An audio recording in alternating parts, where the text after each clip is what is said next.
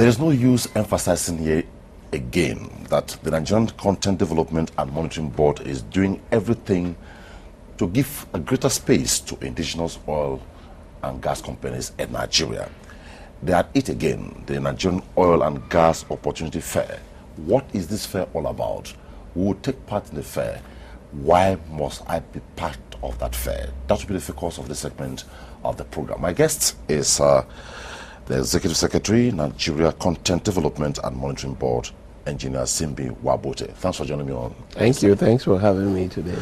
We have heard so much about, is it NOGOF? Exactly. Nigeria Oil and Gas Opportunity Fair. What is this fair all about? Okay. I think, just as the name implies, it's an opportunity fair in the oil and gas sector. One of the greatest challenges that we see in the sector is about Nigerian businesses having the opportunity to know about projects that are coming in the oil and gas sector. You know, the oil and gas sector is a bit unique in the sense that they plan for projects years ahead. It just happen, and it doesn't happen in every budgeting circle. In my experience, we in the sector, we plan 5 years ahead on activities we want to execute. Okay. And all we do during the budgeting circle is just to look for the funds to execute those activities. That's why you see most oil sector projects are very successful because of the long-term planning. Okay. Now, the challenge in implementing the Local Content Act, which is to ensure the participation of Nigerians in those opportunities, is that the Nigerian service providers and contractors don't get to hear about these opportunities before they hit them in the face. And most of these opportunities are not something you will start planning for in 6 months or in a year's time to be able to execute, because you have to invest, you have to plan, so that once the opportunity matures, you key into it. There's a common phrase in the industry when they tell you an opportunity funnel. So the main essence of this fair is to be able to bring the operators, the upstream operators, the midstream and the downstream operators, to come together and share these long-term, short, medium and long-term opportunities with the activity providers. Okay. So that's the whole essence of it. And this excites the activity providers because it enables them to invest, it enables them to plan, and it enables them to also see the long-term opportunities. So how does this enhance your core mandate? Of course, like I said, the core mandate in itself is also to ensure that we retain as much as possible the activities of the oil and gas industry in the country in order to maximize the hydrocarbon value chain. Okay. In terms of the benefit. So this fair, if they know on time, they are given the opportunity to compete, they will compete and they will gain those opportunities, and the jobs will be done in country, Nigerians will be employed, capacity will be built, the direct, indirect and induced effect of those activities is quite enormous for a country like Nigeria. So when you say indirect induced effects, at the end of it, what will be the replications? Nigerian content implementation. It's not about Nigerianization. Beautiful. That's the point I'm making. Yes, it is about the domiciliation and domestication of activities in country. Because even if you bring a foreign firm, which is purely owned by foreigners, employing foreigners, even if you bring them into the country, so long as that activity is being executed in country, the benefits, the indirect benefits are enormous. I mean, these expats are going to rent houses, they are going to go to the same market that you are going, they are going to hire Nigerians to work for them, they are going to energize the economy because most of the monies will be spent in country. So it's not about Nigerianization, it's being able to establish these opportunities in country so that Nigerians can benefit directly, indirectly, or through an induced effect that it will generate. That is just a part of the question I asked you that you have answered now. For instance, if a foreign-based company comes and participates, is it possible that at the end of the day, they will relocate fully to Nigeria, manufacture here, employ here, and sell here, and maybe export from here? I think you've asked it and you've answered it. But what's important is that if you domesticate, you domicile them in country, in our strategy to ensure the penetration, there's what we call a domestication plan. So if today you bring me 100 experts in a technology that does not exist in country, I will give you a timeline to say within 5 years, I want to reduce that 100 to just 5, just to protect your investment. So the onus is on them now to build capacity, to train Nigerians, to ensure that Nigerians take over that operation. This we have successfully done, for instance, in the upstream sector of our business. In those days, I'm talking about 15, 20 years ago, Nigerians were never seen in the management cadre of most of the international operating companies. These were all managed by experts. But today, 95% of the leadership positions in those companies are occupied by Nigerians. So it's a policy of domiciliation and domestication. So ultimately, Nigerians will take over those responsibilities. Another example to give to you is about production. In those days, 10, 15 years ago, no Nigerian entity owned any oil block that they operate. Today, Nigerians are operating those blocks and they are doing very well. As a matter of fact, 15% of the country's production today is controlled by Nigerians who manage those concerns. So there has been tremendous progress in terms of the implementation of the Act itself. Still looking at the replication now. Yes, please. We know that the bulk of the unrest coming up from the oil and gas host communities is tied to neglect. Will it somehow cushion it? I mean, by extension. Absolutely. We've done a lot by making sure that as part of our core mandate is to integrate the local communities into the activities of the oil and gas sector. So most of the contracts, most of the activities that are managed within their capacity are given to them, because we deliberately, in approving a Nigerian content plan, clearly include a community content plan, which requires any project promoter to ensure that the communities are taken care of. Because most of the restiveness that you see is because of lack of participation of the communities where the exploration and exploitation of hydrocarbon is happening. But since the inception of the Nigerian Content Act in 2010, we've been able to close that gap to a large extent. But is that the only solution to the problem? Obviously not.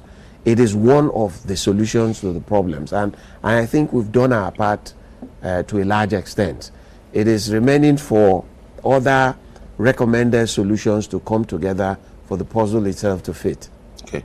I know you said it's for Nigerian companies, but definitely you must have a criterion for who qualifies to be part of it. So who qualifies to be part of this Nigerian oil and gas opportunity fair? Oh, in terms of the fair, yep.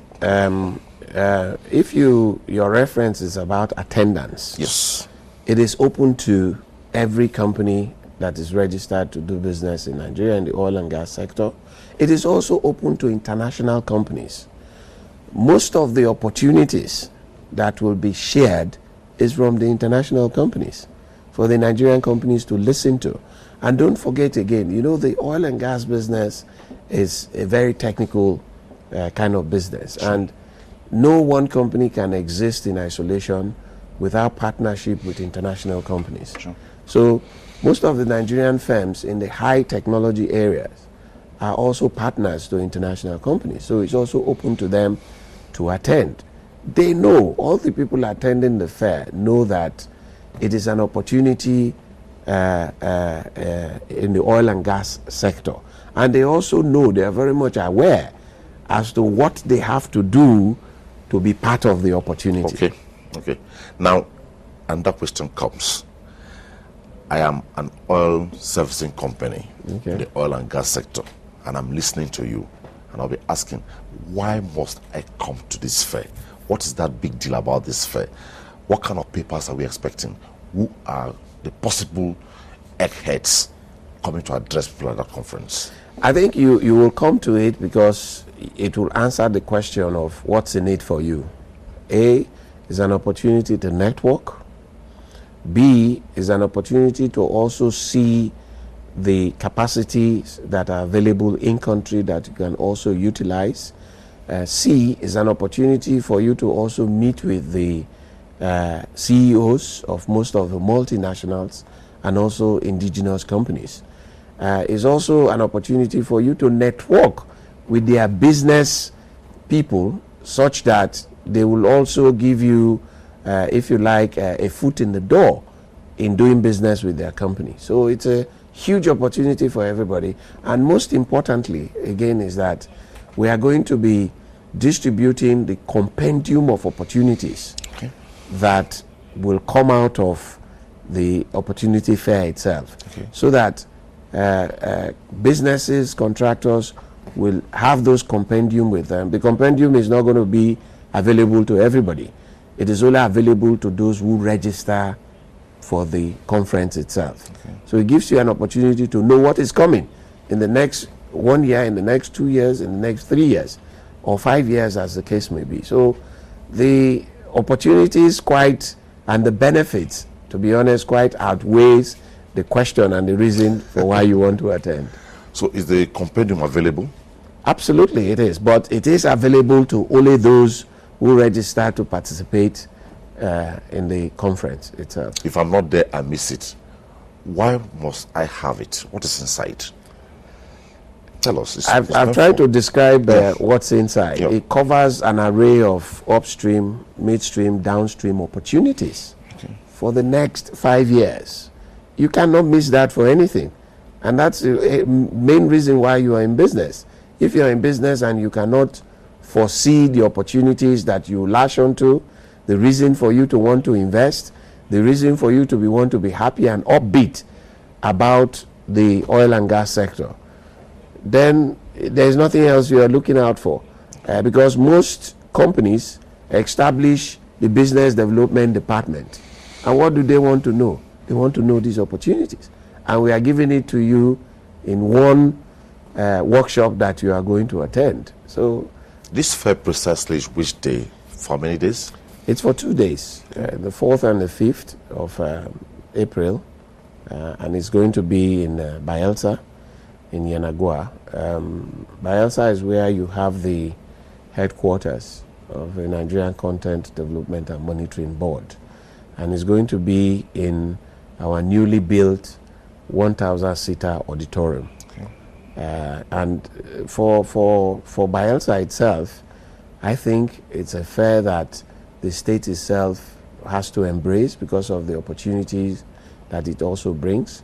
You will see almost 1,000 people coming into the state to participate in this fair. It also then creates business opportunity for the state itself. Hotels are going to benefit, food vendors are going to benefit, and a whole lot of benefit comes to the state itself in terms of hosting the headquarters of NCDMB, as well as their active participation on the fair. I try to see Executive Order 1 and Executive Order 5 playing out somewhere here. Am I correct to say so? Obviously, the various executive orders are a lever, if you like, further enabler for us to ensure the penetration of Nigerian participation in other sectors beyond the oil and gas sector. The oil and gas sector has a law that governs the activities that we undertake. But other sectors, construction, power, ICT, there is no enabling local content law that pushes participation of Nigerians as it is in the oil and gas sector. So those executive orders are key enablers. they also support us to a large extent in order to have more teeth, if you like, in implementation of the So I don't look like a toothless bulldog, more Absolutely. or less. So before the executive orders came up, and particular about the one executive order 5, would you say you were ahead already? I wouldn't say or it propelled you to do more? I will not say we obviously we were a lot more ahead of all other sectors. Even till today, that's where we are. We've gained more traction than any other sector you can imagine. And that was enabled by the Act itself. So like I said, that executive order has now spurred other sectors to begin to want to do things differently. Okay. And they all clamor to see if there will also be a law, not just the order now, a law backing that order to give it more teeth in other sectors, because the oil and gas sector is adequately taken care of in terms of the law. Have you had a case where maybe somebody tries to be an affront to what your core mandate is? And what have you done about it? It's normal. It's a change process. You know, human beings abhor change. People don't just accept change easily. So when it hits them, the first thing is to resist it. So we've had instances where people try to resist, but because you have a legal document and you have consequence for resisting, we make sure we go through the process to apply those consequences. So it's not something we want to physically fight for it to happen. It's something that is backed by law, and people have to respect the law. Okay. The Nigeria Oil and Gas Opportunity Fair, is it the very first one? No, this is the second oil and gas opportunity fair we're having. We do it once every 2 years because, like I said, these are short, medium, and long-term opportunities. So every 2 years you update. Do you have maybe specific areas each one faces, or is it almost the same thing all the time? No. It's opportunities changes. Absolutely. You know, every year and every year. And the first one, was it on what? Now the second one is on what? No, the first one, everything we do is within the oil and gas sector. Sure. The first one was on the oil and gas sector. The second one will be on the oil and gas sector, and it will only x-ray further opportunities after 2 years. The point I'm making, for instance, is that, okay, maybe the first one we look at maybe pipeline manufacturing. No. It's end to end. Okay. It's we cover opportunities from every facet of activities that happen in the oil and gas sector. So were there testimonies at the end of the first one? I think the testimonies, the second one? Yes, the testimonies are very clear. They're apparent out there. Some of the opportunities that the oil and gas industry shared with us, most of them have come to pass. Some of them are nearing FID. For instance, we shared the opportunity on Ikike, which is a project by Total. In the next couple of weeks, we are going to take FID on that. We shared the opportunity on EBOT, which is also an Exxon opportunity. In the next couple of weeks, they will take FID on that. During that fair, we also shared the opportunity on Bonga Southwest. The tenders have gone out for those are huge projects, by the way. So you need the long term to plan for them. Sure. We shared the opportunity on Train 7, and that train is currently steaming. Hopefully, before the end of the year, if everything goes according to plan, we'll also perhaps take FID on it. So almost, I don't want to refer to the smaller opportunities, which of course are ongoing when it comes to brownfield activities, operations and maintenance. Those opportunities were shared in all the sectors, and they are going. And between that 2 years ago and now, within those opportunities, about $25 billion investment is coming to the country. Okay. So it's the same thing in the next 2 years. We are looking at similar investment margin. And the beauty of it all is that the industry is looking up with the oil price trudging where stakeholder wants it. Things are looking up and more activities will happen.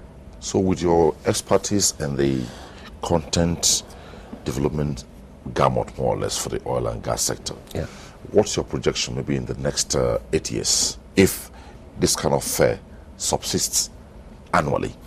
What we did was last year we launched a 10-year strategic roadmap. Okay, beautiful. In terms of where we want to be in the next 10 years.